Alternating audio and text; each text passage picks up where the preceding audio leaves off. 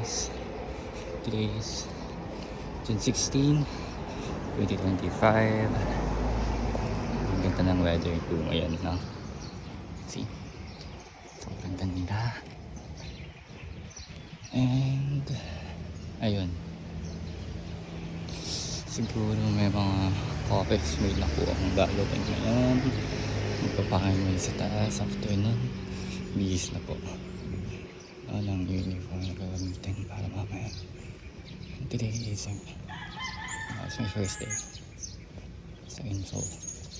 So yeah, sana maging okay naman yung result.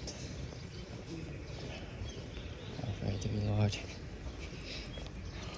Thank you for the blessing. Sana makapag-dive po ako later.